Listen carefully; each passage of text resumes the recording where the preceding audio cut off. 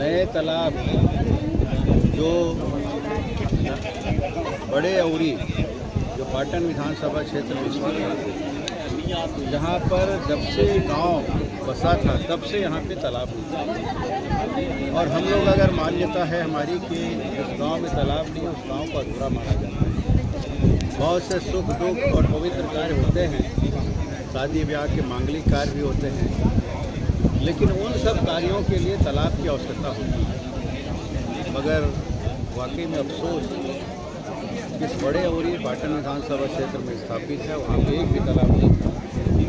लोग जो नाला बह रहा है उसी में जब तक पानी रहता था उसमें, या फिर पंपों से कहीं गड्ढे खोदकर पानी भरकर उसमें दसगात्र देही और अन्य प्रकार के सुख और दुख के कार्यक्रम, मांगलिक कार्यक्रम और पारिवारिक कार्यक्रम किया करते थे। मगर आज गांव वालों का सामूहिक संकल्प और हम सब का सामूहिक प्रयास, इसमें एक एक जनप्रतिनिधि का और गांव वासियों का एक सहयोग है।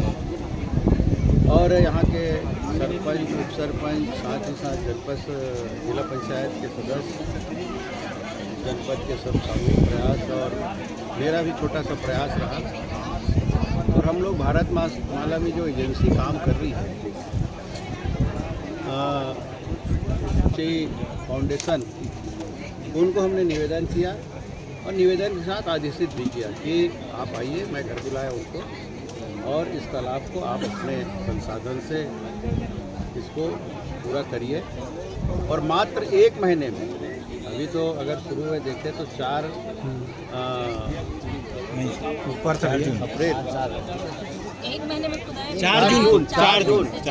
4 जून को शुरू किए और 4 जुलाई को पूरा स्वरूप बन गया। और धीरे धीरे इसमें जो पत्थर हैं उसको निकाल रहे हैं कहीं, और इसमें जो और व्यवस्थित करने की बात है उसको लगातार कर रहे हैं। बरसात के बाद थोड़ा काम धीमा हुआ है, लेकिन ये बड़ी उपलब्धि है कि इस जनहित में बिना शासकीय खर्च हुए एक संस्था के माध्यम से, जिसका नाम मैंने बताया, उसके माध्यम से ये पूरा हुआ है। उस संस्था को SMS लिमिटेड फाउंडेशन को बहुत बहुत धन्यवाद भी देते हैं। और इसी तरह हम सब मिलकर यहाँ से प्रेरणा लेकर करने का विचार करें, ये संकल्प लेते हैं। शहरों में मैं निश्चित रूप से कुछ ऐसे प्रमुख नाम है उसका नाम लेना आवश्यक समझता हूँ। भाई नीलेश देशमुख जी, राघवेंद्र जी, अजय जी और भूपेंद्र जी, इन सब ने रोज़ यहाँ ड्यूटी देते हैं।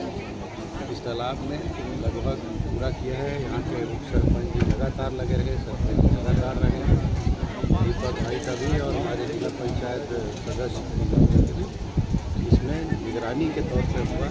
और ये तालाब जिसको भी जब समय मिला तब आकर निगरानी करते थे। मैं भी शहरों में एक दुखदाई है कि जिसको हमारे बुजुर्ग धरोहर मानते थे, और गाँव में तो एक परंपरा थी कि जब कभी अकाल पड़ता था, गांव के अन्न की व्यवस्था करनी पड़ती थी, वहाँ के जमींदार और मालगुजार तालाब खुदवाते थे, कुआं खुदवाते थे। 2 मकसद था, एक तो पवित्र कार्य हो और उससे एक पुण्य का लाभ मिले, और साथ ही साथ उन लोगों को अन्न मिले और काम करके अन्न मिले, उनके मन में भी एक संतुष्टि हो, हमने कुछ काम किया तब हमें अन्न मिला है।